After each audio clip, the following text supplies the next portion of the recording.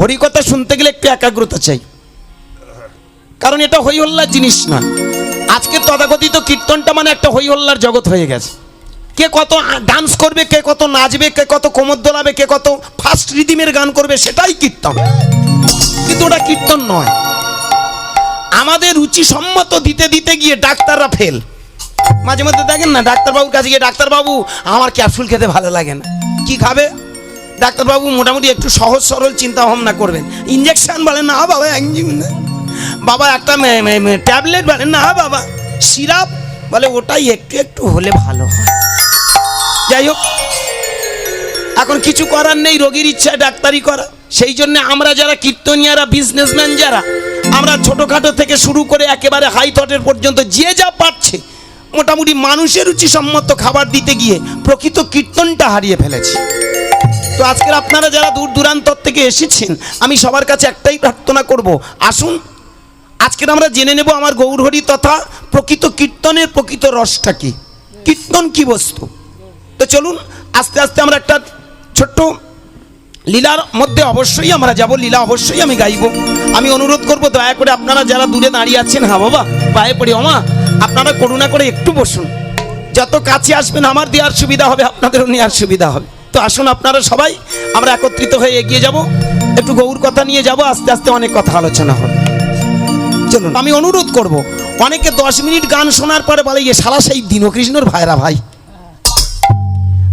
রাগ করবেন না।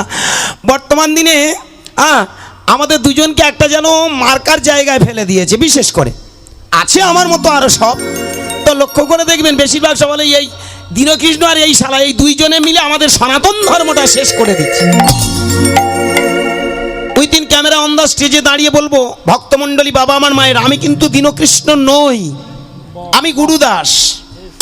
কেউ কারোর মতো নয়, কি কেউ কারোরই মতো নয়। আপনার মতো আমি নই, আমার মতো আপনি নন। তো কেউ কারোর মতো নয়, দীনকৃষ্ণ দীনকৃষ্ণ, গুরুদাস গুরুদাস, হারান হারান পরাণ, যে যার মতো আলাদা। তো আমি বলবো ভক্তমণ্ডলী, কারুর সঙ্গে কম্পেয়ার করা ঠিক হবে না। আপনি 10 মিনিট গান শুনে যদি বলেন যে শালা সেই দীনকৃষ্ণের ভাইরা ভাই, যাও কিছু একটা গালাগাল দিয়ে বসলেন, কমেন্ট করে বসলেন, আমি পা দুটো জড়িয়ে ধরে বলবো আমার কীর্তনটা শেষ পর্যন্ত শুনবেন, তারপরে সিদ্ধান্ত নেবেন আমি কোন পথের পথে। আজকের হরিবাসরে দাঁড়িয়ে বলবো ভক্তমণ্ডলী, কাউকে ইনসাল্ট, কাউকে থ্রেট, কাউকে ছোট করার জন্যে আমি কোনো কথা বলি না। কেউ কষ্ট পাক আমি এই কথা বলি না, কিন্তু যারা সমাজকে কষ্ট দিচ্ছে তাদের বিরুদ্ধে আমার এই প্রতিবাদগুলো। কারণ ভালো করে ভেবে দেখবেন, 500 বছর আগে নবদ্বীপের মাটিতে যে ছেলেটা জন্মেছিল, সমাজকে যারা অবহেলা করেছে, সমাজকে যারা ঘৃণা করেছে, সমাজকে যারা শোষণ করেছে, সেই সব মানুষগুলোর বিরুদ্ধে কিন্তু নিমাই চাঁদের প্রতিবাদ। আপনারা শুধু নিমাইকে ভক্তি ভাবের মানুষ ভাববেন না, তিনি একজন বড় বিপ্লবী। কি বাবা, তিনি একজন দেশপ্রেমিক, সমাজপ্রেমিক, রাষ্ট্রপ্রেমিক। তো সেইখানে দাঁড়িয়ে বলবো বাবা আমার মায়েরা, যেটা আমরা অনেকে বুঝতে ভুল করি, আমার নিমাই চাঁদ শুধুমাত্র ভাবের জগতে আমাদের ফেলে দেওয়ার জন্য কথাগুলো বলেনি, কারণ তিনি এডুকেটেড মানুষ। আপনারা জানেন আমার নিমাই চাঁদ তৎকালীন দিনে একজন পণ্ডিত। কি বাবা পণ্ডিত না? রাস্তা দিয়ে যখন যেত সবাই মিলে একটা কথা বলতো, ওই আমার নিমাই পণ্ডিত যাচ্ছে। পণ্ডিত শুধু বললে ভুল হবে, উনি মহাপণ্ডিত। এই মহা কথাটা যেখানে সেখানে যুক্ত করা হয় না। মহাদেশ, মহাসাগর, মহামানব, কি বাবা, বিশাল, কারেক্ট, অ্যাকচুয়ালি বিশাল, যা বৃহৎ বিশাল, তা সেই ক্ষেত্রে আমরা মহা কথাটা ব্যবহার করা দেখেছি। আমার নিমাই হলো সেই মহাপণ্ডিত। ভালো করে ভেবে দেখবেন, তৎকালীন দিনে তিনি টোলের পণ্ডিত। এই কথাগুলো আমি প্রথমে কেন বলি জানেন, একটু বোঝার চেষ্টা করবেন। কারণ নিমাই সম্বন্ধে আমাদের যদি আইডিয়া না হয়, নিমাইটা কে এই সম্বন্ধে যদি আমরা না জানি, তাহলে হরিনাম শুনে লাভ নেই। কারেক্ট, আগে বোঝো তারপরে খোঁজো, আগে জানো তারপরে মানো। এই না জেনে মেনে মেনে, না বুঝে খুঁজে খুঁজে আমরা দিশেহারা, শুধু অজ্ঞানের মতো ছুটেই যাই। আমি অনুরোধ করবো আমার বাবা মায়েরা, একটু নিমাই চাঁদ সম্বন্ধে জেনে নিন, একটু জেনে নেব কেমন। নিমাই হলেন পণ্ডিত নয়, মহাপণ্ডিত। তৎকালীন দিনে টোলের পণ্ডিত। টোল মানে কি? আমরা প্রথম ছোটবেলা স্কুলে যাই, তাই তো? স্কুল পাস করলে আমরা কোথায় যাই? High school. High school pass করলে কোথায় যাই? কলেজ। কলেজ পাস করলে কোথায় যাই? ইউনিভার্সিটিতে। তৎকালীন দিনে ইউনিভার্সিটি বলে তেমন কিছু ছিল না। তখনকার দিনে ওই টোলটাকে বলা হতো ইউনিভার্সিটি। আজকের যেটা ইউনিভার্সিটি, তখনকার দিনে ওটাকে বলা হতো টোল। এখন ভাববেন, ইউনিভার্সিটিতে যারা লেকচার দেয়, যাদেরকে মাস্টার বলি, ওদেরকে কি বলা হয়? প্রফেসর। আর প্রফেসরের উপরে যারা গোটা ইউনিভার্সিটি যার দায়িত্ব বা মধ্যমণি যিনি, তাকে কি বলা হয়? প্রিন্সিপাল। কি ঠিক তো? তাহলে ভালো করে ভেবে দেখুন। আস্তে, আমার নিমাই চাঁদ শুধু প্রফেসর নয়, নিমাই চাঁদ হলো তৎকালীন ওই নবদ্বীপের টোলের পণ্ডিত, অর্থাৎ প্রিন্সিপাল। সেই ছেলেটা দেখেছিল শিক্ষায় আনে চেতনা, চেতনায় আনে বিপ্লব। আজকের ভালো করে ভেবে দেখবেন, মানুষের ভিতরে যখন শিক্ষা আসবে, মানুষের ভিতরে যখন লেখাপড়া ঢুকবে, তখন আস্তে আস্তে তার কিন্তু চোখ ফুটে যায়। এখানে আমার যারা বন্ধুরা এসেছে, ভালো করে ভেবে দেখবেন, আজকের এই যে এত টাকা খরচ করে, এত বাজেট নিয়ে এই পরিস্থিতির মাঝখানে এই যে অনুষ্ঠানগুলো কেন করছে? সমাজটাকে সচেতন করার জন্য। এমন অনেক বন্ধু আছে এখানে, এই যে আজকের ক্লাব আছে মিলন সংঘ, সংঘ মানে একটা ক্লাব, কি একটা ট্রাস্ট। সেখানে দেখবেন অনেক সময় ব্লাড ডোনেশন ক্যাম্প হয়, হয়তো বাবা? আমি জানি না আপনাদের ক্লাবে ওই অনুষ্ঠান আপনারা অনুষ্ঠিত করেন কিনা, তবে আগামী দিন হয়। হয়, বাহ, শুনে খুব ভালো লাগলো, খুব ভালো। এই যে ব্লাড ডোনেশন ক্যাম্প, এগুলো কিন্তু সাধারণত দেখবেন দু কলম লেখাপড়া থাকলে কিন্তু সে করে না। একটু যারা মনোভাব, সমাজটা সচেতন যারা করে, বা সমাজ সচেতনমূলক যারা কর্ম করতে করতে, সোশ্যাল ওয়ার্ক করতে করতে যাদের ভেতরে চেতনা জাগে, তারাই কিন্তু আগে ব্লাড ডোনেশন ক্যাম্পটা করে। কেন? ওরা জানে রক্ত কিন্তু আর বিকল্প নেই, মানে রক্ত বিকল্পভাবে তৈরি হয় না। কে? আমরা এই যে মানুষের একে অপরের রক্ত দিয়ে, এই যে রক্তটা আমরা পাই, কোনো একটা মানুষের যদি বড় রোগ হয়, তার রক্তের যদি প্রয়োজন হয়, ভালো করে ভেবে দেখবেন, আমরা যে ব্লাড ব্যাংকে যাই বা কোনো হসপিটালে গিয়ে যখন যে রক্তটা পাই, রক্তটা কিন্তু তৈরি হয় না, বিকল্পভাবে সৃষ্টি হয় না। রক্তটা মানুষ মানুষকে দিয়ে বাঁচিয়ে রাখে, তাই না বাবা? রক্ত একে অপরকে দিয়ে তবে বাঁচানো সম্ভব, রক্ত বিকল্পভাবে তৈরি হয় না। সুতরাং যাদের ভেতরে চেতনা আছে, তারা দেখেছে যে রক্ত যদি না একে অপরকে দান করে, তাহলে কোনোদিন একে অপরে আমরা সুস্থ থাকতে পারি। সেইখানে ব্লাড ডোনেশন ক্যাম্প করা, অনেকে বলে ওই শালারা রক্ত বেচে খাবে বলে ওরা ক্যাম্প করছে, আমি শুনেছি। আমি পা দুটো জড়িয়ে ধরে বলবো, না, ওই রক্ত বেচে খাওয়ার জন্য ওরা আসেনি। ওরা শিক্ষিত, ওরা সোশ্যাল ওয়ার্কার, ওরা সমাজ কল্যাণমূলক কাজে যুক্ত, এবং সব থেকে বড় কথা, ভেতরে শিক্ষা আছে বলে সমাজটাকে সুস্থ রাখার জন্য এগিয়ে যায়। আজকের ভালো করে ভেবে দেখবেন, প্রকৃত যারা শিক্ষিত হয়, তারা সব সময় সমাজটাকে সুস্থ রাখার চেষ্টা করে। আমার নিমাই হলো সেই শিক্ষিত।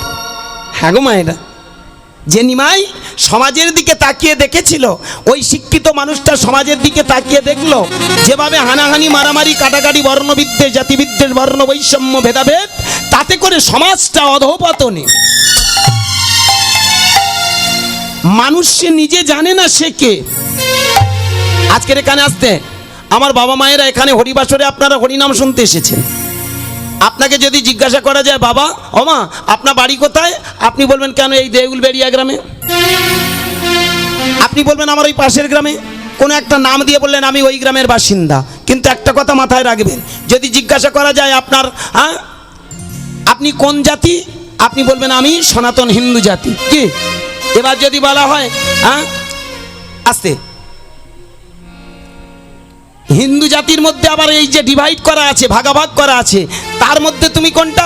কেউ বলবে আমি কাওরা, আমি করঙ্গা, আমি তিওর, আমি বাগদি, আমি পোত, আমি হাড়ি, আমি মুচি, আমি ক্ষত্রিয়, আমি ব্রাহ্মণ, আমি শূদ্র। ভালো করে ভাববেন। তাহলে ভালো করে এটা দিয়ে ভেবে দেখুন, সমাজের বুকে এই যে জাতপাতগুলো তৈরি হয়ে আছে, এটা একটা আমাদের মাথায় রাখতে হবে। এই পৃথিবীতে আমরা এই যে মানুষ রূপে এসেছি, আমরা কত ভেদাভেদ করি, আমি হিন্দু, আমি মুসলমান, আমি খ্রিস্টান, আমি ধনী, আমি গরিব, আমি হাড়ি মুচি মুদ্দ ফরাস কাওরা করঙ্গা তিয়র বাগদি পোত। কিন্তু না,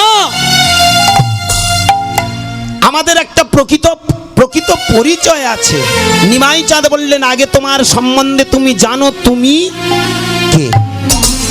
এই তুমি যদি না জানতে পারো তুমি কে, তাহলে জানবে সমাজের বুকে হানাহানি হবেই হবে।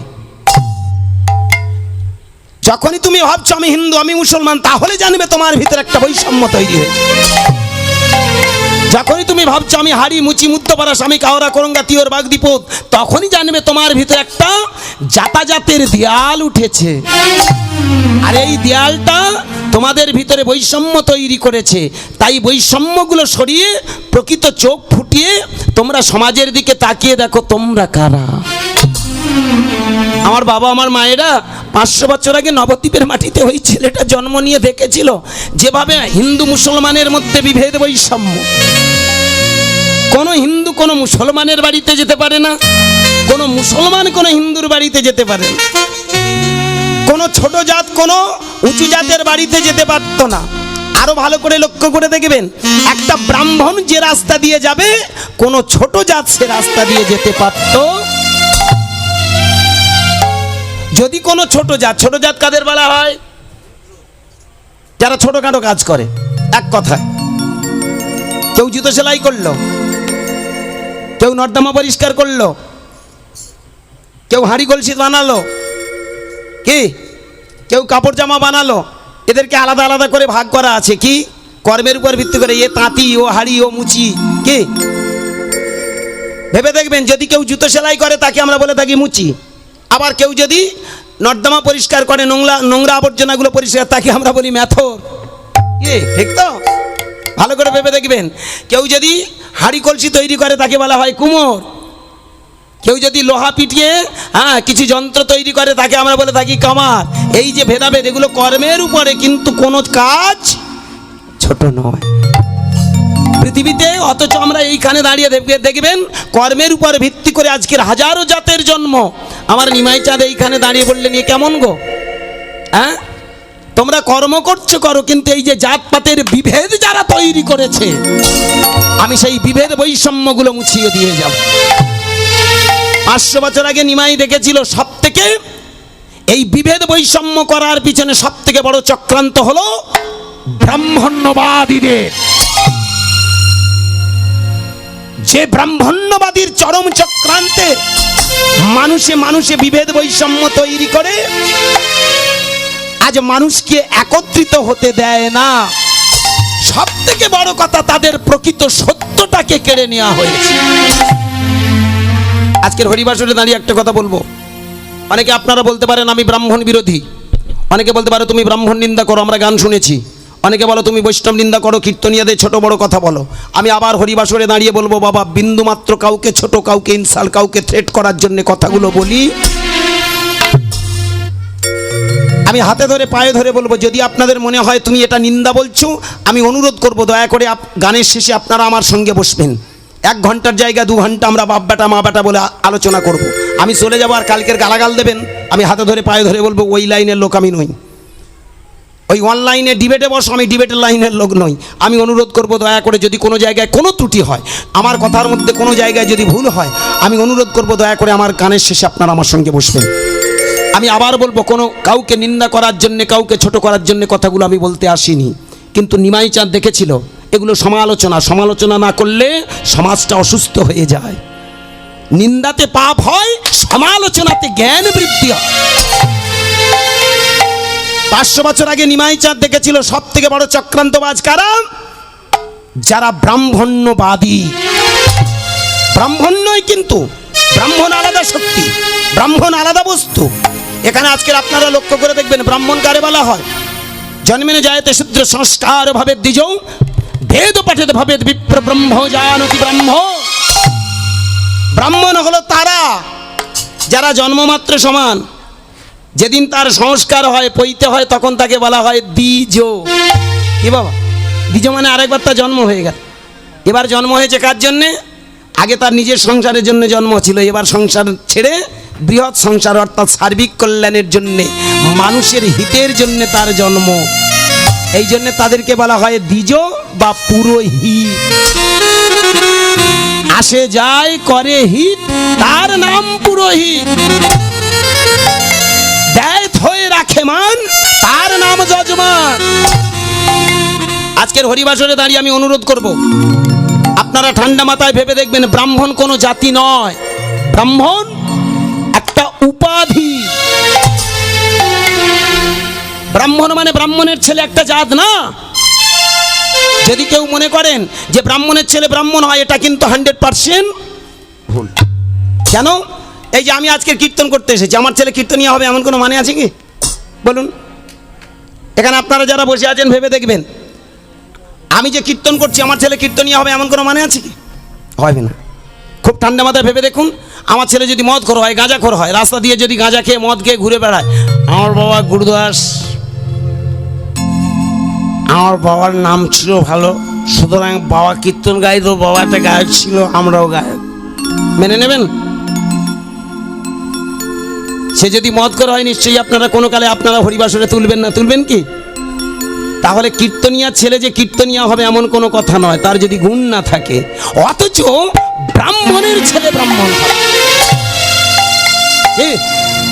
সে মদখোর হোক আর গাঁজাখোর হোক, চরিত্রহীন হোক আর যাই হোক না কেন, তাকে আমরা ঠাকুর ঘরে ঢুকিয়ে দেব।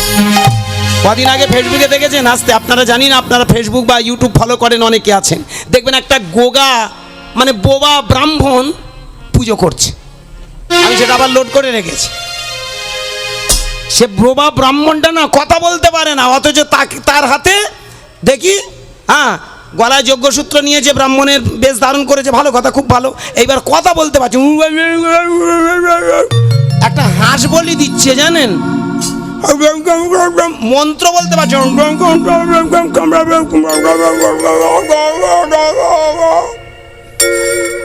ভাববেন কথাটা, আমরা তাকে ব্রাহ্মণ বলে ঠাকুর ঘরে ঢুকিয়ে দিচ্ছি, তাই না? এটা যে সমাজের বুকে কত বড় অপসংস্কৃতি।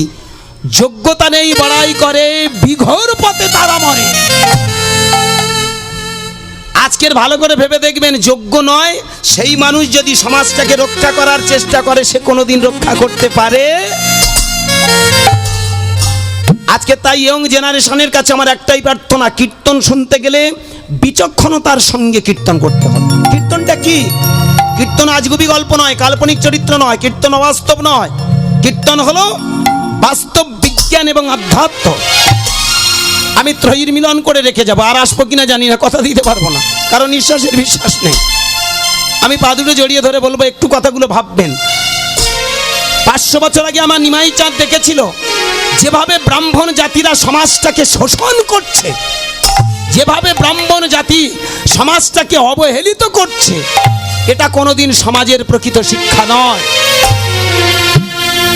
রাস্তা দিয়ে একটা ছোট জাত যাবে, একবার সেই রাস্তা দিয়ে যদি ব্রাহ্মণ যায়, ভুল করে যদি ছোট জাতের অর্থাৎ হাড়ি, মুচি, মধ্যপরাস, কাওড়া, করঙ্গা, তিওর, বাগদি তাদের ছায়াটা যদি মারাতো, সঙ্গে সঙ্গে ব্রাহ্মণ গিয়ে স্নান করে তবে ঘরে ফিরত। আমার নিমাই চাঁদ দেখলেন, এ কেমন গো, যে ছোট জাতের ঘরে গিয়ে পূজা করে তাদের চাল ডালগুলো ঘরে নিয়ে আসছে, অথচ সেই জাতের ছায়া ডিঙলে না, এটা হতে পারে না। আরো একটা বড় ঠান্ডা মাথায় ভেবে দেখবেন, আরো একটা বড় ভাবার আছে, ভাবার জায়গা। সেটা কি? যেদিন নিমাইয়ের বিয়ে হয়, ভেবে দেখুন, নিমাইয়ের যেদিন বিয়ে হয়েছিল সেদিন একটা ভুল করেছিল। ভুলটা কি? ব্রাহ্মণের আগে চণ্ডালের নিমন্ত্রণ। ভালো করে ভেবে দেখবেন, নিমন্ত্রণটা ভুল কোথায়? ব্রাহ্মণের আগে একটু চণ্ডালের নিমন্ত্রণ করেছে। এই নিমন্ত্রণ করার অপরাধে ওই ব্রাহ্মণ সমাজ এসে প্রতিবাদ করেছিল, তুমি না পণ্ডিত, তুমি না জগন্নাথ মিশ্রের সন্তান, তুমি না ব্রাহ্মণ কুলের শিরোমণি, তাহলে কোন আক্কেলে তুমি ব্রাহ্মণের আগে চণ্ডালের নিমন্ত্রণ করলে? প্রতিবাদ করেছিল কারা? নবদ্বীপে যারা প্রকৃত ব্রাহ্মণ নয়, যারা ব্রাহ্মণের নাম করে সমাজটাকে শোষণ করে এসেছে, সেই ব্রাহ্মণরা ওই ন্যায়রত্ন, বিদ্যারত্ন, তর্করত্ন বলে উঠল, তুমি আমাদের অপমান করেছ। নিমাই চাঁদ করজোড়ে বলে উঠল, এ কেমন? তুমিও মানুষ, সেও মানুষ, তুমিও মানুষ, সেও মানুষ, তাহলে তাকে নেমন্তন্ন করার জন্য আপনাকে ছোট করা, এটা কোন ধর্ম? এটা কোন আদর্শ? এইখানে দাঁড়িয়ে নিমাই বললেন, যারা সমাজটা কেমনি করে ঘৃণা করে, যারা মানুষে মানুষকে এইভাবে ছোট করে, হেয় প্রতিপন্ন করে, তারা কোনোদিন ব্রাহ্মণ হতে পারে না। হ্যাঁ বাবা, হ্যাঁ গো মায়েরা, তাই নিমাই একটা ব্রাহ্মণের ছেলে হয়ে সেইখানে প্রতিবাদের আগুন জ্বেলে দিয়ে বললেন, শোনো, এই সমাজটাকে যারা শোষণ করে, সমাজটাকে যারা হেয় প্রতিপন্ন করে, আমি তাদের উদ্দেশ্যে একটা কথা বলি, তারা কোনোদিন মানুষ হতে পারে না। তাই আমি সমস্ত জাতপাতকে এক করে রেখে যাব, আমি সমস্ত মানুষকে দেখিয়ে দেব তারা কারা। এই যে আজকের আপনারা আমার বাবা মায়ের আছে হরিবাসরে, আপনারা এতগুলো মানুষ এসেছেন, অনেক ধরনের জাতি আছে, আছেন না? এখানে কাওড়া, করঙ্গা, তিওর, বাগদি, পোদ কি আছে না আমরা? হ্যাঁ গো মায়ের, বিভিন্ন জাতের মানুষ আছে। ভেবে দেখবেন, এই যে এক জাতি, একটা প্ল্যাটফর্মে যে আমরা সবাই এসেছি, এটা কার অবদান? আমার নিমাইয়ের মতো মানুষ যদি না আসতো, আমরা কোনোদিন এক হতে পারতাম না। সব থেকে বড় কথা, আজকের ভালো করে ভেবে দেখবেন, তৎকালীন দিনে ব্রাহ্মণরা এত বড় শোষণকারী ছিল, এত বড় চক্রান্তকারী ছিল, নিজের মন্দিরে নিজে গিয়ে পুজো করতে দিত না। আজকের বলুন, আপনাদের ঘরে ঘরে তো আপনারা পুজো করছেন না? নিজের ঠাকুর ঘরে নিজে গিয়ে আপনি পুজো করছেন, এটা কার অবদান? আমার নিমাইয়ের মতো মানুষ যদি না আসতো, আমার নিমাইয়ের মতো যদি করুণাময় না আসতো, তাহলে আমরা কোনোদিন এই সুন্দর সমাজটা পেতাম না, এই সুন্দর মুহূর্তটা পেতাম না। তাই নিমাই চাঁদ আমার বললেন, শোনো, এই কলিযুগের জন্য নয় কোনো যাগযজ্ঞ, নয় কোনো পূজার্চনা। ভালো করে ভেবে দেখবেন, বর্তমান দিনে আমরা পূজা করি, কিন্তু পূজার কথাটার আমরা মানে বুঝি না। কি বাবা, পূজা কথাটার মানে কি গো? অনেকে বলতে পারেন পূজা মানে গোটা কত ফুল টুল তুলে, দুর্বা টুরবা তুলে, একটু ভালো মিষ্টি মিষ্টান্ন দিয়ে, একটু ফলমূল, একটু সুন্দর সুন্দর রন্ধন করে ঠাকুর মন্দিরে দেওয়ার নাম পূজা। আমি বলবো এটা ভুল, এটা ভুল। পূজা কথাটার প্রকৃত অর্থ কি জানেন? পুনঃ পুনঃ জাগরণের নাম পূজা। আপনি ঋগ্বেদ সংহিতা নিয়ে আসুন, সেখানে প্রমাণ আছে। পুনঃ পুনঃ জাগরণের নাম, অর্থাৎ তোমার ভিতরে যে মূর্ত প্রতীক লুকিয়ে আছে, তোমার ভিতরে যে ইউনিভার্সাল একটা পাওয়ার লুকিয়ে আছে, তোমার ভিতরে যে ডিভিনিটিটা লুকিয়ে আছে, সেটাকে আস্তে আস্তে জাগিয়ে তোলার নাম হলো পূজা। এখানে আপনারা যারা যারা বসে আছেন, ভালো করে ভেবে দেখবেন, আমরা যদি আমাদের ভিতরের যে ব্রহ্মটাকে যদি পূজা না করতে পারি, আমাদের ভিতরের আত্মস্থ হয়ে আমরা আসল বস্তুটাকে যদি না চিনতে পারি, তাহলে সেখানে পুজো হয় না। যেটা করি ওটা কি? আস্তে ভালো করে ভেবে দেখবেন, আমরা এই যে ফল মূল কুচিয়ে নিয়ে মন্দিরে গিয়ে ঠাকুর ঘরে যেটা দিই, ওটা কি? ওটা তার উদ্দেশ্য করে নর নারায়ণকে সেবা দেয়, একটা বৃহৎ মন তৈরি করার জন্য এই কৌশল। আপনার বাড়িতে যদি আপনি 250 মিষ্টি নিয়ে আসেন, ওই ছেলে পুলে বউ বাচ্চা নিজেদের মধ্যে ভাটাভাট করে, নিজেদের মধ্যে ভাগাভাগ করে খেয়ে নেবেন। কিন্তু দেখবেন, যদি আপনি কোনো ঠাকুর ঘরে দিয়ে দেন, ওই মন্দিরে দেওয়ার সাথে সাথে আপনার মন হবে, না বাবা, এবার আমার ছেলে পুলেদের জন্য না। এই বলটু, একটু প্রসাদ নিয়ে যা। এই কল্যাণী, একটু প্রসাদ নিয়ে যা। এই হারানি, একটু প্রসাদ নিয়ে যা। কি ডেকে ডেকে আপনারা কি করেন? সেই বস্তু দিয়ে দেন। এটা দিয়ে কি শেখায়? যখনই তুমি ওখানে যাচ্ছ, ও তোমায় শিখিয়ে দিচ্ছে তুমি তোমার নিজের স্বার্থ চরিতার্থের জন্য নয়, অন্যে বাঁচায় নিজে বাড়ে, ধর্ম বলে জানিস তারে। নিজে বাঁচবো অপরকে বাঁচাবো, সেটার নাম হলো ধর্ম।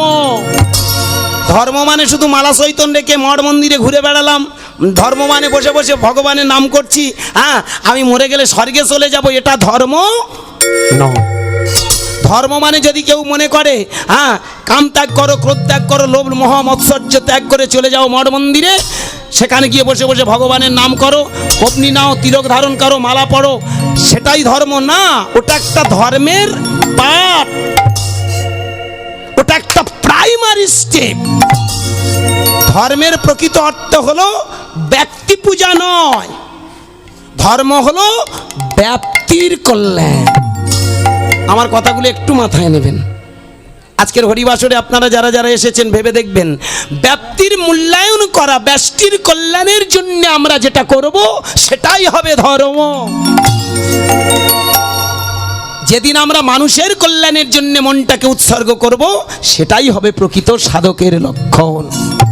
আমার নিমাই চাঁদ সেই ব্যক্তি যিনি দেখিয়ে দিয়ে গেল এ যুগে কোনো যাগযজ্ঞ বলিদান নয়, কোনো পূজা অর্চনা নয়, কোনো কিছু নয়। নিজের যন্ত্রটাকে সাজিয়ে দেখো তুমি কে, আর যেদিন জানতে পারবে দেখবে তোমার এই জীবনটা তুমি মানুষের কল্যাণের জন্যে, সমাজের কল্যাণের জন্য তুমি বিকিয়ে দেবে। তাই নিমাই চাঁদ সেদিন চিৎকার করে বললেন, ওগো জাগ নাই যজ্ঞ নাই, নাই বলিদান, জাগ নাই যজ্ঞ নাই, নাই বলিদান, আছে শুধু হরে কৃষ্ণ কৃষ্ণ হরে রাম, আছে শুধু হরে কৃষ্ণ কৃষ্ণ হরে রাম, আছে শুধু হরে কৃষ্ণ কৃষ্ণ হরে রাম, আছে শুধু হরে কৃষ্ণ কৃষ্ণ হরে রাম। শুধু করে তালি দিয়ে তোমার ভিতরে বারবার সুরের সাড়া দাও, হরে কৃষ্ণ হরে কৃষ্ণ হরে রাম হরে রাম, রাম রাম হরে হরে, হরে কৃষ্ণ কৃষ্ণ কৃষ্ণ হরে হরে, হরে রাম রাম রাম হরে হরে, হরে কৃষ্ণ কৃষ্ণ কৃষ্ণ হরে হরে, হরে রাম রাম রাম হরে হরে। জয় জয় নিমাই চাঁদ কি জয়, নিতাই চাঁদ কি জয়, এই হরি নাম কি, জয়, হরি সভা কি, জয়, আপন আপন গুরু কি, জয়। এইটুকু বোঝা গেছে কি? আজকের ভক্তমণ্ডলী, ভক্তিমতী মায়েরা ভালো করে ভেবে দেখবেন, আমার নিমাই চাঁদ তাহলে কি ব্যক্তি? সেই ব্যক্তি যিনি ব্রাহ্মণ সন্তান হয়ে দেখেছিল সমাজের বুকে যারা ভেদাভেদ তৈরি করেছে, যারা বৈষম্য তৈরি করেছে, যারা ধর্মটাকে বিকৃত করেছে, বৈদিক সত্যটাকে যারা লুকিয়ে রেখেছে, সেটাকে তুলে দেওয়ার জন্য বললেন একটাই মাত্র রাস্তা, কোনো যাগযজ্ঞ নয়, কোনো বলিদান নয়, কোনো পূজার্চনা লাগবে না, কলিযুগে একটাই মাত্র সম্বল হলো হরিনাম। আমার মায়েরা আস্তে, পূজা যদি করতে হয় নিজের পূজা করো, আস্তে, পূজা যদি করতে হয় তবে নিজের মাঝখানে নিজের দৈব শক্তিটা জাগানোর জন্য, পুনঃ পুনঃ জাগরণের জন্য, তোমার মূর্ত প্রতীকটা জাগ্রত করার জন্য তুমি এগিয়ে যাও। আর সব থেকে বড় কথা, এই নামের গুণে সেই সত্যটা খুঁজে পাওয়া যায়। আজকের এখানে যারা হরিবাসরে ছুটে এসেছেন আমার মায়ের আসতে, কীর্তন মানে এখনো আমরা অনেকে বুঝি না। কীর্তন মানে কি গো? অনেকে বলতে পারেন কীর্তন মানে একটা পদাবলী, কীর্তন মানে সুর তাল ছন্দ দিয়ে খোলের সঙ্গে আমরা যে গানগুলো গাই সেটাই হলো কীর্তন। আমি বলি একটু ভুল হচ্ছে, এগুলো একটা পাঠ। কীর্তন কথাটা এখনো আমরা প্রকৃত মানে খুঁজে চেষ্টা করিনি। কীর্তন মানে শুধু পদাবলী নয়, কীর্তন মানে রাধা গোবিন্দের শুধু গুণানুকীর্তন নয়, কীর্তন কথাটার মানে হলো কি? রতন। এই পৃথিবীতে আমার নিমাই চাঁদ আগে প্রথমেই জানতে বললেন, আগে তুমি চেনো তুমি কি? রতন। আগে জানো তুমি কি রতন, সেদিন দেখতে পাবে আস্তে আস্তে তোমার মাঝখানে হয়ে যাচ্ছে কীর্তন। আমার এখানে বাবা মায়েরা যারা ছুটে এসেছেন আজকের, খুব ঠান্ডা মাথায় ভেবে দেখবেন, স্রষ্টার সৃষ্টিতে নবসৃষ্টি আমাদের হিউম্যান বডি, তাই না বাবা? সুন্দর করে আমার স্রষ্টা সাজিয়ে দিয়েছেন। চোখের জায়গায় চোখ, কানের জায়গায় কান, নাকের জায়গায় নাক, মুখের জায়গায় মুখ, জিহ্বার জায়গায় জিহ্বা, হার্টের জায়গায় হার্ট, লিভারের জায়গায় লিভার, স্টমাকের জায়গায় স্টমাক, কিডনির জায়গায় কিডনি, রক্তে মাংসে গড়া সুন্দর করে এই যে হাজারো গ্ল্যান্ড গ্রোথ দিয়ে সুন্দর এই সাজানো বাগান। আমরা কোনোদিন ভেবে দেখেছি এই যে সাজানো বাগানটা যেমন সুন্দর, তাহলে আমরা কেন এলাম এই পৃথিবীতে? হানাহানি করতে, মারামারি করতে? তার সৃষ্টিটা যে কত সুন্দর, এই সুন্দর সৃষ্টিটাকে সাজানোর জন্যে একটা সাজানো বাগান পাঠিয়ে দিয়েছে, যেটা দেখে এই সমাজটাকে সুন্দর বানানোর জন্যে হরিনাম। কি আমার কথা একটু বোঝা গেল? আজকের দিনে এই কীর্তন আর হয় না। আজকের কীর্তন মানে একটা পালা, একটা লীলা। 3 ঘন্টা আমরা যে কীর্তনগুলো করি একটা 3 লাইনের গল্প গো। এই 3 লাইনের গল্পটা আমরা ফুলিয়ে ফাঁপিয়ে সুন্দর করে গান দিয়ে, বিভিন্ন কোয়ালিটির গান দিয়ে মানুষকে মুগ্ধ করে, তাতেই আমরা 50, 60, 70। আগে ছিল ব্রাহ্মণ্যবাদ, আর এখন আমরা এসেছি চিটিংবাদ। আমরা ধর্মটাকে কি করে শোষণ করতে হয় আমরা জানি, শেষ করতে হয় জানি। কথায় কথায় বলি আমরা সনাতন ধর্মটাকে রক্ষা করছি না। সনাতন ধর্মটা রক্ষা করার জন্যে আস্তে ওই 50, 60 হাজার 1 লাখ টাকা দিয়ে কীর্তন গিয়ে কীর্তনিয়ার মুখের হরিনামটাই সনাতন রক্ষা নয়। সনাতন রক্ষা করতে গেলে নিজে আত্মস্থ হয়ে নিজের মাঝে কীর্তন করতে হবে। আমি কে, কি আমার পরিচয়, কোথায় আমি ছিলাম, কোথায় আজ এলাম, 2 দিন পরে আমি কোথায় যাব।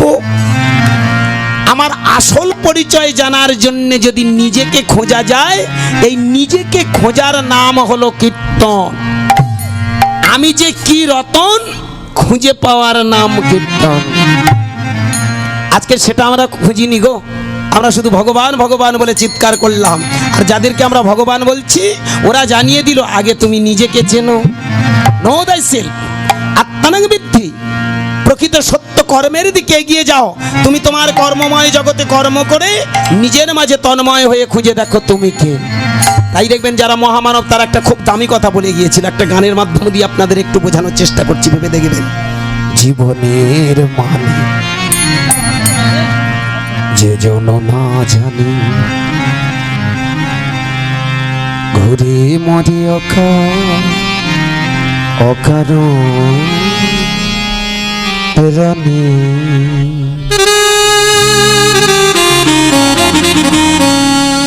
জীবনের মানে, জীবনের মানে যে জন না জানে, ঘুরি মরে অকারণে।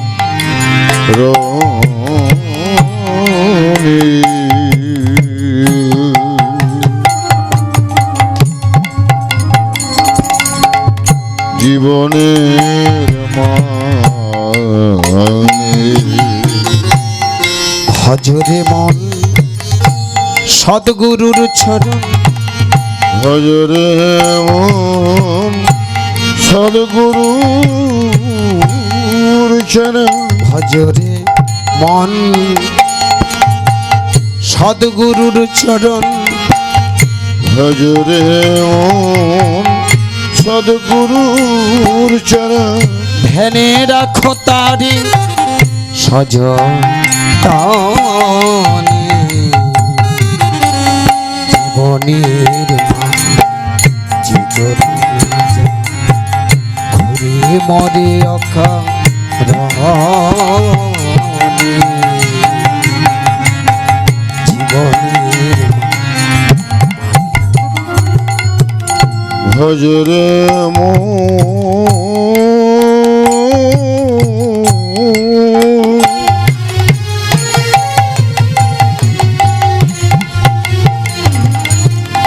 ভজরে মন সদ্গুরুর চরণ।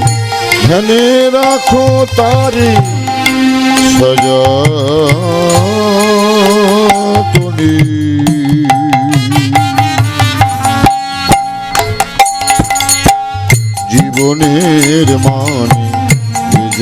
না জানে ঘুরি মরি অকারণে জীবনের মানে জীবনের মানে জীবনের মানে আমরা যত গয়া কাশী যাই না কেন, যত বৃন্দাবনে যাই না কেন, যত আমরা হরিদ্বার যাই না কেন, যত তীর্থে ঘুরি না কেন, যত গঙ্গায় স্নান করি না কেন, আমার নিমাই চাঁদ বললেন আগে তুমি তোমার নিজেকে চেনো, আগে তুমি জানো তুমি কে। তুমি ব্রাহ্মণ, তুমি ক্ষত্রিয়, তুমি বৈশ্য, তুমি শূদ্র, তুমি কে? কি তোমার আসল পরিচয়? কোথা থেকে তুমি আসলে, কোথায় এসেছো? বলো তুমি কোথায় যাবে? আজকের হরিবাসরে দাঁড়িয়ে বাবা মায়েরা আপনারা যারা বসে আছেন ভেবে দেখবেন তো, দুদিনের পৃথিবীতে এসেছে, তাই না? দুদিন পরে সবাই হারিয়ে যাবে। আপনি অনেক টাকার মালিক, আপনি অনেক রূপের মানুষ, আপনি অনেক গুণের মানুষ, আপনার ধন সম্পদ আছে, প্রতিপত্তি আছে, মান আছে, ঐশ্বর্য আছে, সব আছে, কিন্তু ভালো করে ভেবে দেখবেন সব কিছু ফেলে রেখে চলে যায়। আমার নিমাই চাঁদ সেইখানে দাঁড়িয়ে বললেন তোমরা দুদিনের পৃথিবীতে এসেছো, তবে কেন এত অহংকার গো?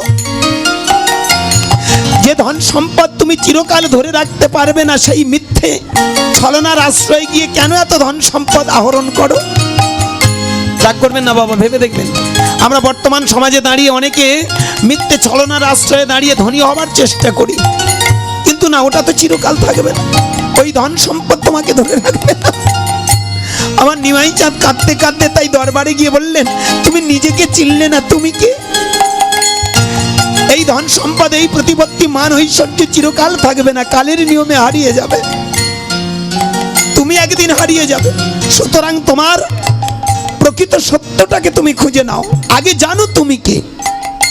তাই মহাজন যারা তারা বললেন কোথা বা ছিলে, কোথা বা এলে, দুদিন পরে কোথা বা যাইবে, ভেবেছো কি কোনো কালে? কোথা বা ছিলে তুমি, কোথা বা এনে, কোথা বা যাইবে, ভেবেছো কি কোনো কালে? কোথা বা ছিলে, কোথা বা এলে, দুদিন পরে কোথা বা যাইবে, ভেবেছো কি কোনো কালে? কোথা বা ছিলে তুমি, কোথা বা এলে, কোথা বা যাইবে, ভেবেছো কি কোনো কালে? স্রষ্টার নব এ নব সৃষ্টি, স্রষ্টার নব এ নব সৃষ্টি, স্রষ্টার নব এ নব সৃষ্টি, স্রষ্টার নব এ নব সৃষ্টি, সৃষ্টির মহাদান। জীবনের মানে যে জন না জানে ঘুরি মরে অকারণে, জীবনের মানে যে জন না জানে ঘুরি মরে অকারণে, জীবনের মানে জীবনের মানে জীবনের মানে। জ্ঞানী মহাজন যারা তারা বারবার একটাই কথা বললেন, জীবনের প্রকৃত সত্যটাকে তুমি জেনে নাও, জীবনের প্রকৃত উদ্দেশ্যটা তুমি আগে জানো। চোখ বন্ধ করে তুমি আগে জানতে শেখো তো তুমি কে, আগে জানতে শেখো তুমি কোথা থেকে এলে। জীবনে একবার ভেবে দেখেছো তুমি কোথায় হারিয়ে যাবে? জ্ঞানী মহাজন তাই বললেন এই ধন সম্পদ প্রতিপত্তির জন্য তোমার পৃথিবীতে আসা নয়, এই সৃষ্টিটাকে রক্ষা করার জন্য পৃথিবীতে আসে। তাই একবার ঠান্ডা মাথায় ভেবে দেখো, কিসেরই আশায় কিসেরই নেশায় পেয়েছো কি তুমি পথেরই দিশায়? কিসেরই আশায় কিসেরই নেশায় পেয়েছো কি তুমি পথেরই দিশায়? কিসেরই আশায় কিসেরই নেশায় পেয়েছো কি তুমি পথেরই দিশা? কিসেরই আশায় কিসেরই নেশায় পেয়েছ কি তুমি পথেরই দিশা? স্রষ্টার নব ও এ নব সৃষ্টি, স্রষ্টার নব এ নব সৃষ্টি। ওই স্রষ্টার নব এ নব সৃষ্টি, স্রষ্টার নব এ নব সৃষ্টি। কৃষ্টির মহাদান দান, জীবনের মানে যে জন না জানে, ঘুরে মারে অকারণ। জীবনের মানে যে জন না জানে, ঘুরে মারে অকারণ। জীবনের মানে, জীবনের মানে, জীবনের মানে।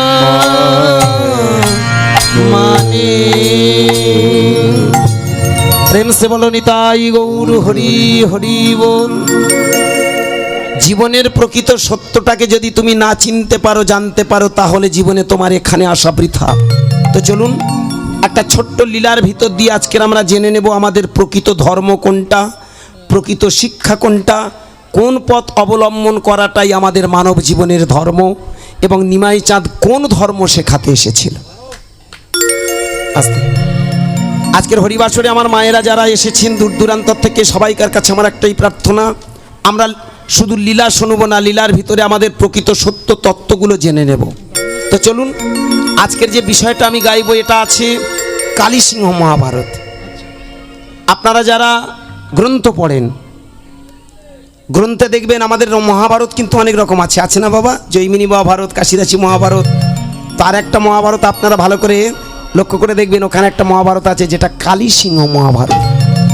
তো আজকের আমার যে লীলাটা, বিষয়টা, সেটা কালী সিংহ মহাভারত থেকে নিয়ে আসা। আর এটার মাধ্যম দিয়ে আজকের আমার নিমাই চাঁদের প্রকৃত কীর্তন তথা বৈদিক কীর্তন আমরা জেনে নেব। কীর্তনটা কি আর কিভাবে কীর্তন করতে হয়, সেই কীর্তনের ফর্মুলাটা কেমন। রাগ করবেন না, বর্তমান দিনে আমরা মালা তিলক ধারণ করে মঠ মন্দিরে দৌড়াচ্ছি, আমরা ভগবান ভগবান খুঁজছি। একদম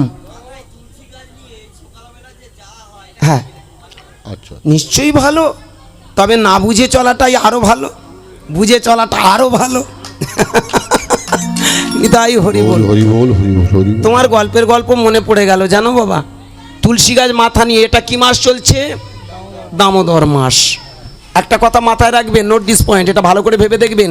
পৃথিবীর সব থেকে সেরা ঘাস হলো দূর্বা ঘাস।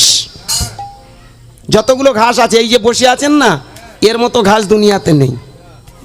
আর পৃথিবী, আর সব থেকে বড় মাস হলো, শ্রেষ্ঠ মাস হলো কার্তিক মাস। কি আমার একটু কথাটা বোঝা গেল? যতগুলো ঘাস আছে দূর্বা ঘাস, আর যতগুলো মাস আছে সেরা মাস হলো কার্তিক মাস, অর্থাৎ এই দামোদর মাস। এই দামোদর মাসটা আমার অনেক মায়েরা বিভিন্ন রকমে পালন করে, তবে এখনকার দিনে যা পালনের ছিরি, খুব কষ্ট হয় জানেন। রাগ করবেন না, কদিন আগে দেখছিলাম ফেসবুকে, দেখি একটা গোসাই বাবা একটা বড় ফর্দ দিয়ে দিয়েছে কি কি খেতে নেই। তাতে লেখা আছে 25টা জিনিস, বরবটি, শিম, আপনার লাল শাক, কোথায় পুঁই শাক, তারপরে কোথায় সর্ষে শাক, আপনারা সর্ষের তেল, চাল, গম, কে কত গল্প শুনবো। চালটা আর বলেনি, গম, আঠা, এইসব অনেক কিছু দেখি লিখে রেখেছে। সে বলে বোঝা, কলমি শাক, পুঁই শাক, পটল, ঝিঙে, কত কায়দা লিখে রেখেছে। 25টা দেখি সবজির কথা লিখে রেখেছে। আমি পা দুটো জড়িয়ে ধরে বলবো, অপরাধ নেবেন না। আজকের দিনে আমরা যেটা করি, না জানি কোন ব্রত করছি, সেটা আপনারা মানুন, যারা মানছে মানুক, আমি কষ্ট দিতে চাই না। তবে একটা বলি, জেনে শুনে মানা উচিত। এই যে 25টা খাবারের মধ্যে আমি দেখলাম দুটো জিনিস নেই, একটা হচ্ছে আলু আর একটা হচ্ছে চাল। প্রশ্ন, পরে আমি এক গোসাই বাবার কাছে জিজ্ঞাসা করলাম, আলু আর চাল কেন লেখা নেই? বলে, তোমাদের এই মাসটা আলু ভাতে ভাত খাওয়া উচিত। তাতে ডাক্তার 2 পয়সা খায়, খাক না, তোমরা আলু ভাতে খাও, ডাক্তাররা 2 পয়সা খায়। আবার অপরাধ নেবেন না, আলু আবার তাদের নিষেধ যাদের আবার কি কি সুগার আছে। প্রশ্ন, আমার একটা কষ্ট কোথায় জানেন, এই যে এত নিয়ম আপনারা কেন মানছেন? এটা পাবো না, ওটা খাবো না, ওটা খেলে ভগবান মিলবে না, ওটা খেলে গল্প শুনলে কষ্ট পাবে না, অপরাধ নেবে না, এরকম দু চারটে পাড়ায় আছে। আমাদের পাড়ায় একটা ফটকের মা, ভোরের বেলা উঠে দেখি মা তুলসী গাছ মাথা, এই বাবা ঠাকুরের কথায় কথা,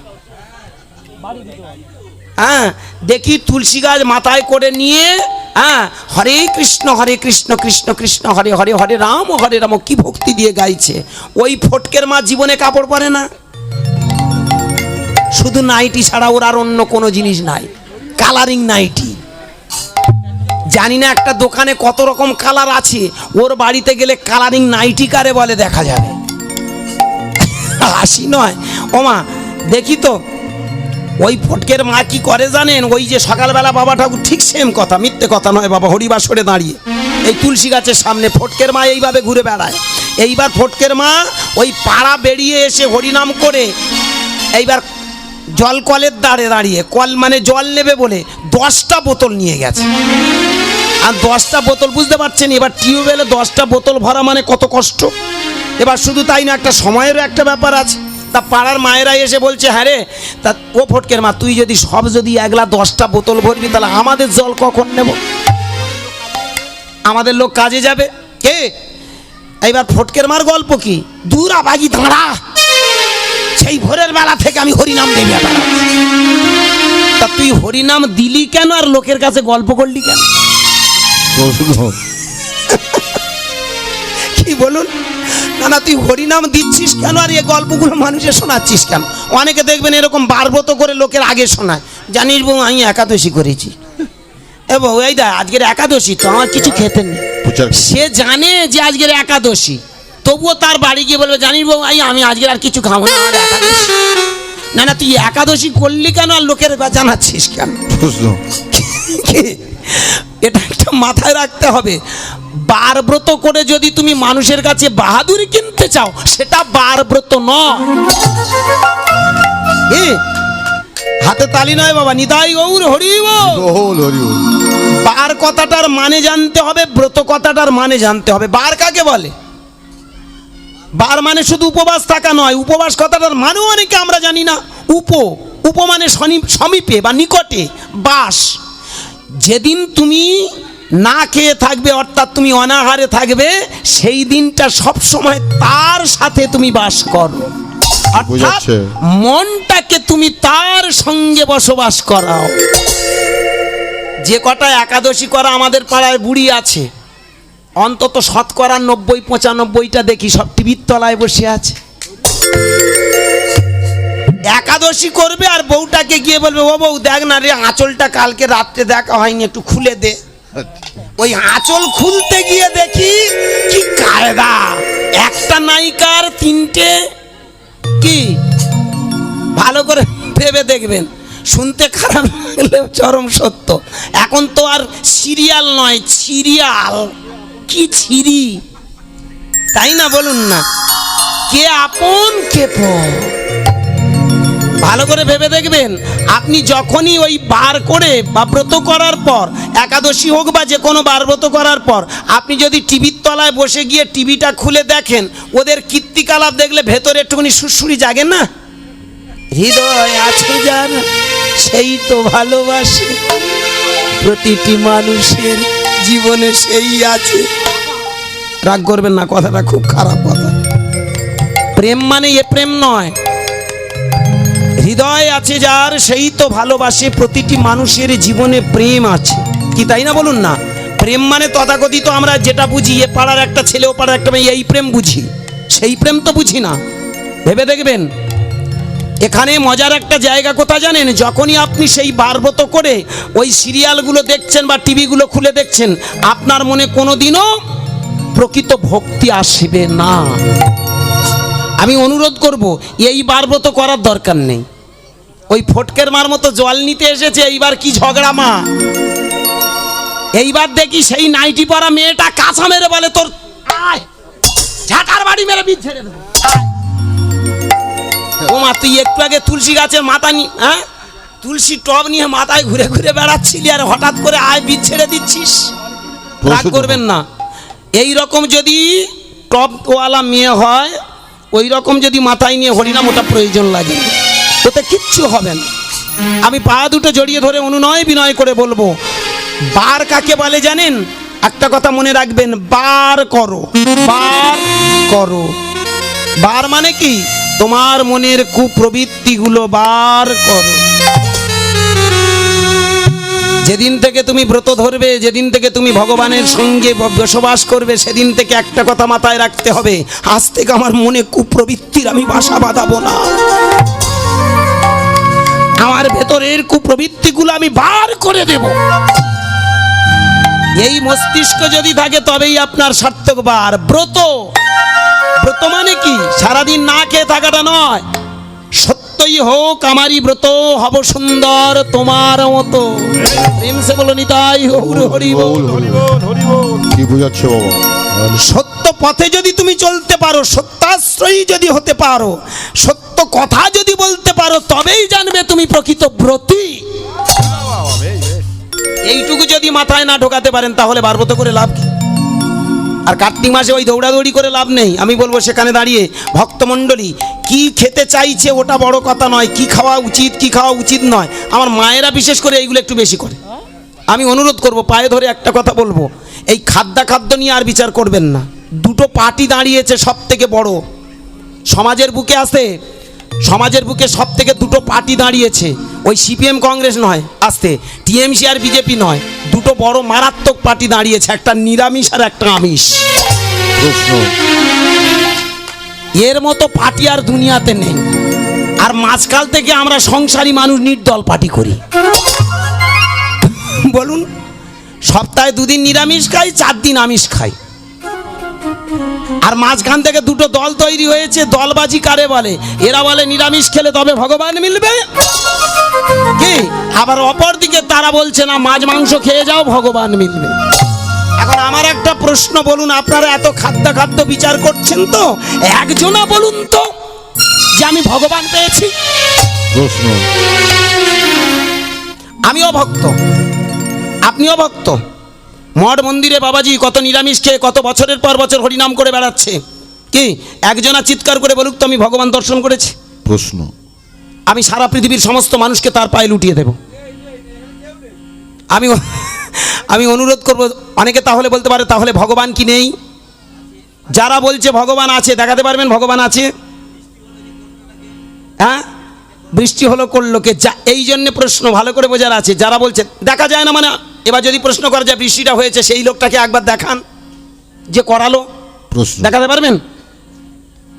যে বৃষ্টিটা করিয়েছে, একটু আগে বৃষ্টিটা করিয়েছে, তাকে দেখাতে পারবেন?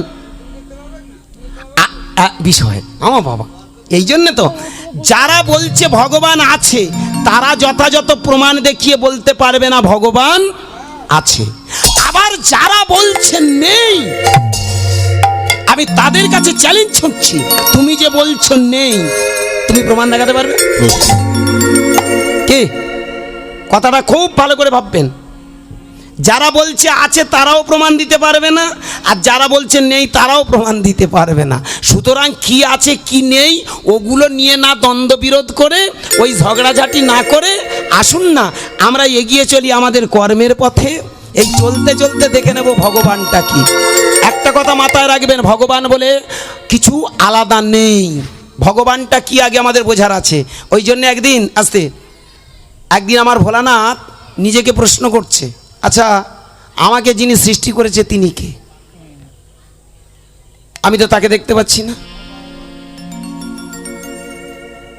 আমার ব্রহ্মা চিন্তা করছে, তাই তো এই পৃথিবীতে মানুষ তো আসে, মানুষ চলে যায়, তাহলে যিনি এই পৃথিবীটা সুন্দর করে সৃষ্টি করেছে, সৃষ্টির কারিগরটা কে?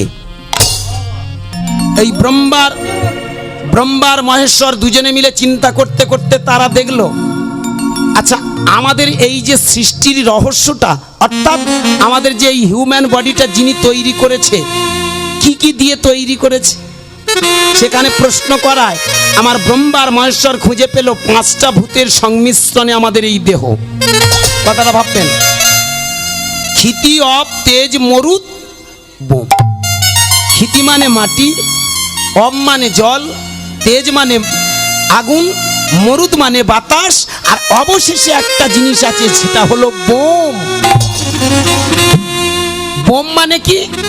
বয়কার্ম বোম, বোম মানে হলো পটকা বা বাজি, আর এটা বয় জফলা ওকার্ম বোম। আপনারা বেদ পড়ুন, ঋগ্বেদে প্রমাণ আছে, সামবেদে প্রমাণ আছে, পঞ্চভূতের মধ্যে শ্রেষ্ঠ ভূত হলো বোম। বোম কথাটার অর্থ হলো নিরাকার, যাকে আজও কেউ কোনোদিন চোখে দেখেনি। এ বাবা, এই পৃথিবীতে ভালো করে ভেবে দেখবেন, এই যে আমার বাবা কি সুন্দর একটা এক্সাম দিলেন, যে এই বৃষ্টিটা হলো কে করালো? যিনি করিয়েছেন আমরা কেউ তাকে চোখে দেখিনি, অথচ তিনি একজন কারিগর। তিনি একজন কারিগর। সে কে? সে হলো নিরাকার বোম। বয় জপালাও কর্ম বোম। বোম মানে হলো নিরাকার ব্যক্তি। নিরাকার মানে কি? শূন্য। নিরাকার মানে চোখে দেখা যায় না। ভালো করে ভেবে দেখুন, সেই যদি শূন্য হয় তাহলে শূন্যটা আমাদেরও মধ্যে বিদ্যমান। এই যে দেহটা আমার ভোলানাথ দেখলেন, এই যে আমাদের দেহটা, এই তো জল দিয়ে তৈরি, এই মাটি দিয়ে তৈরি, এই বাতাস দিয়ে তৈরি, এই তেজ আগুন দিয়ে তৈরি। অবশেষে দেখলেন আমারও ভিতরে সেই বোম বা নিরাকার বিদ্যমান। যেদিন মরে যায়, ভালো করে ভেবে দেখবেন, একটা মানুষ মরে যায়, কে মরে যায়? কে মরে যায়?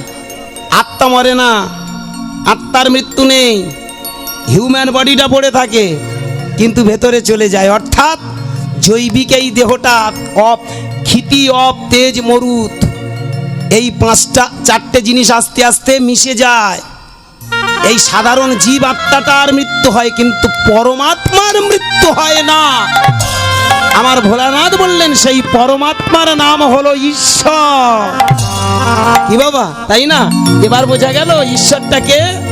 এই জন্য আমাদের ভাগবতে প্রমাণ আছে, ঈশ্বর নিরাকার সচ্চিদানন্দ ভগবান অপার করুণাময়, ঈশ্বর আবাও মনসগোচর ভগবান নর রূপে হন অভুদয়।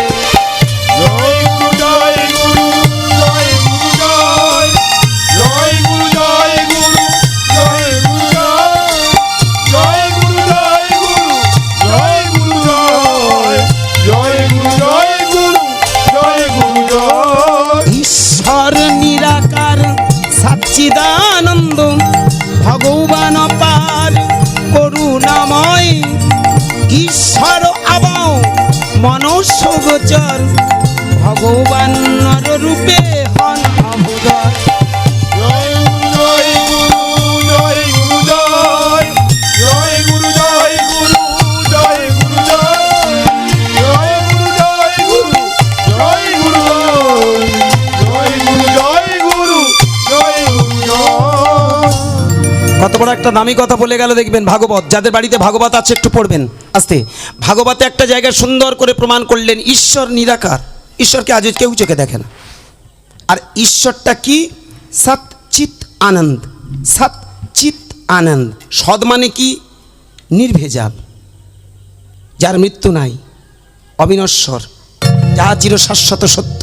সৎ চিত, চিত মানে চৈতন্য, চেতনা আছে। আনন্দ, যিনি সবাই কষ্ট পেলেও সে কিন্তু কষ্ট পায় না। আমার মায়েরা ভালো করে ভেবে দেখবেন, আমরা যখন একটা মানুষ মারা যায়, আমরা গিয়ে সবাই কান্নাকাটি করি, কিন্তু সেই ভেতরের মানুষটা সে কারুর জন্য কাঁদে না। তিনি চৈতন্য। ভেবে দেখবেন, এই যে বস্তুটা আছে বলে তাই আমাদের চেতনা আছে। তাই আত্মাই হলো সচ্চিত আনন্দ, ত্রিশক্তির আধার। এই চোখে দেখা যায় না, ভালো করে ভেবে দেখবেন। চেতনাকে চোখে দেখা যায় কি? ভেবে দেখুন, দেখা যায় না। এই জন্য সচ্চিত আনন্দ, সচ্চিদানন্দ, এই ত্রিশক্তির আধারটাই হলো ঈশ্বর। আর সেই ঈশ্বরটা বাইরে নয়, সেই ঈশ্বরটা হলো মানুষের ভিতরে বসে। এই জন্য ভগবান কৃষ্ণ একটা দামি কথা বলেছিল জানেন, সর্বধর্মান পরিত্যাজ্যং মামেকং শরণং ব্রজ অহং তং সর্বপাপেভ্যো মোক্ষয়িষ্যামি মা শুচো। কীর্তন শোনার আগে এই কথাগুলো ভালো করে বুঝে দেখবেন।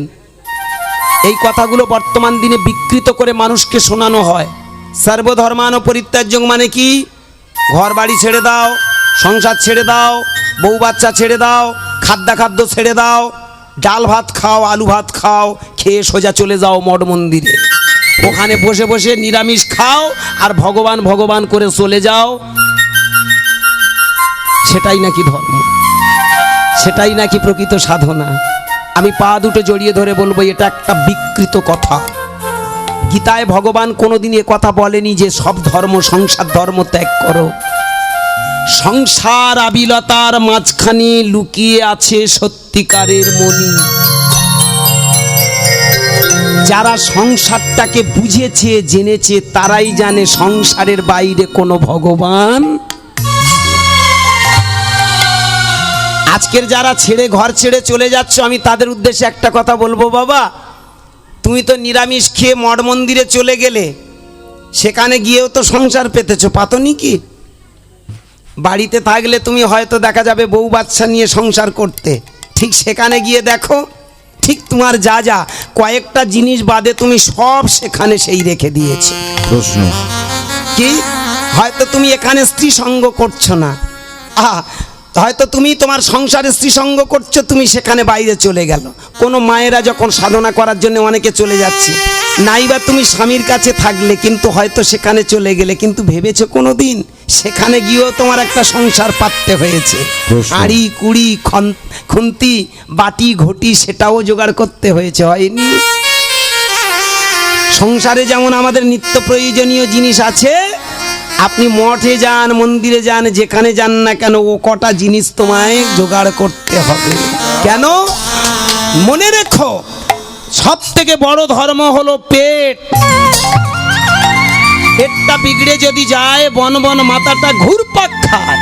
আগের পড়াটা ভাই আগে ভাগে করো, পেটটা যে আগে ভরো, না হলে নো এন্ট্রি, বসে যাবে সেন্ট্রি, ধর্মের পথে বাধা হবে। তাই ওই না খেয়ে দেখি তুমি কদিন হরিনাম করতে পারো দেখবো। ওই যারা আলু ভাতে খাচ্ছে তো খাক, দুঃখ নেই, তবে সেই জীবনে দেখবো তোমার কোন ভগবান এসে তোমায় রক্ষা করে। প্রশ্ন সুরসুর করে ঠাক আসতে সর্বোচ্চ আপনি বলবেন মরে যাব, ভগবানের কাছে চলে যাব। তুমি কোন ভগবানের কাছে যাচ্ছ আমি আজও পর্যন্ত মাথায় ঢোকেনি। হ্যাঁ, নিরামিষ খাচ্ছ খাও, দুর্বল হচ্ছ হও, কিন্তু ভেবে দেখো তোমার বডিটাকে সুস্থ রাখার জন্য যেটুকু প্রয়োজন সেইটুকু এগিয়ে চলো। কষ্ট দিয়ে ধর্ম হয় না। অনেকে বলতে পারেন তাহলে তুমি কি নিরামিষ বিরোধী? মোটেই না, নিরামিষ বিরোধী মোটেই নয়। ভালো করে ভেবে দেখবেন নিরামিষটা কেন খাওয়া হয়। যাদের বায়োলজি সাবজেক্ট আছে, যারা এখানে বায়োলজি স্টুডেন্ট আছে, আমি তাদের উদ্দেশ্যে স্যালুট জানিয়ে বলবো, বায়োলজিতে একটা সুন্দর করে শেখানো আছে জানেন, আমাদের হিউম্যান বডিটা নিতে পারে দুটো খাবার, একটা হচ্ছে ফ্রুট, একটা হচ্ছে ভেজিটেবল, অর্থাৎ শাক সবজি আর ফলমূল। এই দুটো কিন্তু আমাদের হিউম্যান বডিটা সব থেকে বেশি সুস্থ রাখে। মাছ মাংস কিন্তু সুস্থ রাখে না। ক্ষণিকের হয়তো প্রোটিন দিয়ে আমাদেরকে সুন্দর করে হিউম্যান বডিটা গুছিয়ে দেয়, কিন্তু দেখবেন যার ভালো দিক আছে তার একটা খারাপও দিক আছে। আপনি যত বেশি আমিষ খাবার খাবেন তত আপনার ভিতরে গ্ল্যান্ড গ্রোথগুলো আস্তে আস্তে দুর্বল হবে। কি বলুন? এই জন্য দেখবেন যারা ডাক্তারবাবু তারা বলে বাবা চেষ্টা করো, তোমার এই যে রোগটা হয়েছে, তোমার এই যে পেটের ভিতরে জ্বালা জ্বালা করছে, জ্বালা পোড়া হচ্ছে, একটাই কারণে তুমি অতিরিক্ত রিচ খাবার খেয়ে ফেলেছে। কদিন তুমি ওগুলো ভুলে গিয়ে একটু শাকসবজি খাও, সুস্থ থাকবে, ভালো থাকবে। এটা কেন বলে? সব থেকে শ্রেষ্ঠ খাবার হলো দুটো খাবার, সেটা হলো ফল আর শাকসবজি। এই শাকসবজি আর ফলমূল, বর্তমান দিনে সেই শাকসবজি ফলমূল আমরা খাচ্ছি কি? একটা হাইব্রিড ফুলকপি ফুলে ফুলে ঢোল হয়ে গেল। দেশি ফুলকপিগুলো ছোট হয় আর হাইব্রিডটা ফুলে ফুলে ঢোল হয়ে যায়। অন্য কোনো দোষ নয়, ও এত হারে বীজ দেওয়া হয়েছে, এত হারে সার দেওয়া হয়েছে, মালটা ফুলে ঢোল হয়েছে। যে কারণে ওই খাবারটা আপনি ভাবছেন না এটা নিরামিষ খাবার, ভালো কথা খেলেন, খাওয়ার পরে বিকেলবেলা দেখবেন আপনার পেট ঢোল হয়ে যাচ্ছে। কি ঢোল হবে না? ওই মাল খাবেন বিকেলবেলা ঢেঁকু তুলে, বড্ড অম্ল। হ্যাঁ রে, নিরামিষ খাবার খাচ্ছি তবু এত ঢেকুর কেন? বিষয়টা এটাই। বর্তমান দিনে এই বিজ্ঞানের কল্যাণে হয়তো অনেক উন্নত হয়েছে, কিন্তু শাকসবজি ফলমূলগুলো বিকল্পভাবে চাষ করিয়ে আমাদের হিউম্যান বডিটাকে আরও বিষাক্ত করে তুলেছে। যদি প্রকৃতির স্বাভাবিক খাবার খাওয়া যায় তাহলে কোনোদিন শরীর অসুস্থ হয় না। তাই বলে এই নয় যে আপনি মাংস খেলে সেটা অপরাধ, তাই বলে এই নয় যে মাংস খেলে ভগবান মিলবে না। তারাপীঠে চলে যান, ওরা সাধক নয়। কালীঘাটে চলে যান, ওরা সাধক নয়। কি ভালো করে ভেবে দেখবেন, তারাও মাংস খেয়ে সাধনা করছে। তুমি হয়তো নিরামিষ খাচ্ছ, ভালো কথা, তোমার হিউম্যান বডিটাকে সুস্থ, ভগবানের জন্য নয়। যারা বলছে হরিনাম করতে গেলে, কৃষ্ণ নাম করতে গেলে নিরামিষ খেতেই হবে, আমি বাধ্যতামূলক, আমি তাদের উদ্দেশ্যে একটা পায়ে ধরে বলবো, এটা ভুল হচ্ছে আপনার। হরিনাম করলেই যে তাকে নিরামিষ খেতে হবে এটা ভুল ধারণা। যার মুখে আছে কৃষ্ণ নাম তাকে জানিবে বৈষ্ণব প্রধান। কি খাদ্যের জন্য দেহটা সুস্থ রাখা যায়, ভালো করে ভেবে দেখবেন। খাদ্যের উপরে দেহ সুস্থ থাকে, মন ভালো থাকে, কিন্তু তাই বলে এই নয় ভগবান কষ্ট পাবে। আরে তোমার ভেতরের ভগবানটা কষ্ট পায়, এটাই তো বলতে যাও না।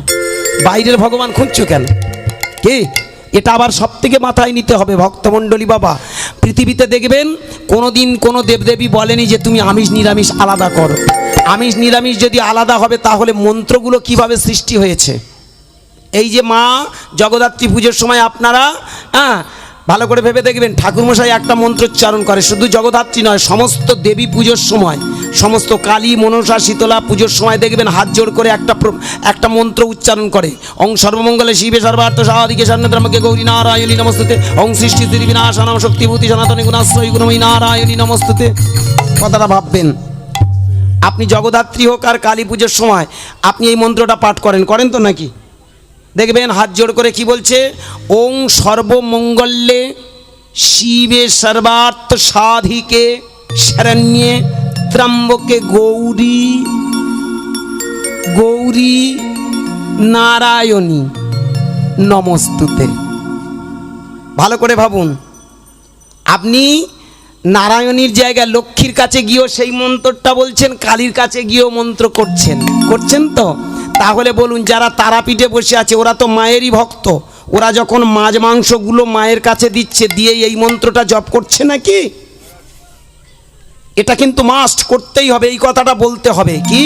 ওং সর্বমঙ্গলে শিবে সর্বার্থ সাধিকে শরণ্যে ত্রম্বকে গৌরী। গৌরী মানে কে? ভোলানাথের স্ত্রী গৌরী। কে? ঠিক তো? তাহলে পৃথিবীর সব থেকে বড় বৈষ্ণবী কে? বৈষ্ণবী, ভোলানাথের স্ত্রী গৌরী। কে সব থেকে বড় বৈষ্ণব? কে? ভোলানাথ। তাহলে এইটা আগে মাথায় নিন, কত বড় একটা মন্ত্রের মাধ্যম দিয়ে আমরা বোঝাতে চেয়েছে বেদের যুগের মানুষটা। প্রকৃত যারা ব্রাহ্মণ তারা কিন্তু এই মন্ত্রটার যথাযথ ব্যাখ্যা করে, প্রকৃত যারা বৈষ্ণব হয় তবেই কিন্তু এই মন্ত্রটা যথাযথ ব্যাখ্যা হয়। যিনি গৌরী তিনি নারায়ণী, তাই না? তাহলে নারায়ণীটা হলো কে? লক্ষ্মীর, মানে নারায়ণের স্ত্রী যিনি লক্ষ্মী তাকে অপোজিট ভাবে বলা হয় নারায়ণী। কি? নারায়ণের স্ত্রীকে নারায়ণী বলা হয়। তাহলে যিনি লক্ষ্মী তিনিই তো রাধারানী, তিনিই তো আমার বিষ্ণুপ্রিয়া। কথাটা ভাববেন, যিনি রাধারানী তিনিই লক্ষ্মী। তাহলে আপনি বলুন, যিনি পূজা করছেন মাংসটা দিয়ে তিনি রাধারানীকেও সেবা দিচ্ছেন, আবার গৌরীকেও পূজা করছেন, সেটা কি অপমান? কথাটা ভালো করে ভাববেন। এই জন্যে খাদ্যের বিচার নয়, আজকের তথাকথিত ধর্মটা আজকের যে কারণে আমরা বুঝতে শিখিনি, খাদ্য দিয়ে ধর্মের বিচার করতে নেই। ধর্মের বিচার হয় কিসে? খাদ্যের বাদ দিয়ে নয়, আগে আমাদের কুপ্রবৃত্তিগুলো বাদ দিতে হয়। কুপ্রবৃত্তি বাদ দিয়ে যদি আমরা চরিত্র বদলাতে পারি তবে হয় প্রকৃত সাধনা। একদিন বিবেকানন্দের দিকে তাকিয়ে কয়েকটা ভক্ত এসে বলছে রামকৃষ্ণ ঠাকুরের সামনে, ঠাকুর যদি তুমি কিছু না মনে করে একটা কথা বলবো। বলে কি? আছে কি না, তোমার এ কেমন ছেলে গো? বলে মানে? তোমার ওই নরেন্দ্র পাঁঠার মাংস খাচ্ছে, তোমার নরেন্দ্র পাঁঠার মাথাগুলো খাচ্ছে, হ্যাঁ? তাহলে তুমি কি করে সেই পাঁঠার মাংস খাওয়া মাথা খাওয়া মানুষটাকে কি করে সব থেকে বড় সাধক বলছো? রামকৃষ্ণ ঠাকুর ধীরে ধীরে সবার দিকে তাকিয়ে, ওই যারা কমপ্লেন করেছে, হ্যাঁ, তাদের দিকে তাকিয়ে বলছে, একটা কথা বলি বাবা, তোরা যেদিন মন তৈরি করবি আমার নরেনের মতো, সেদিনই জানবি কোনো খাদ্য দিয়ে বিচার হয় না। নিতাই গৌর হরিব।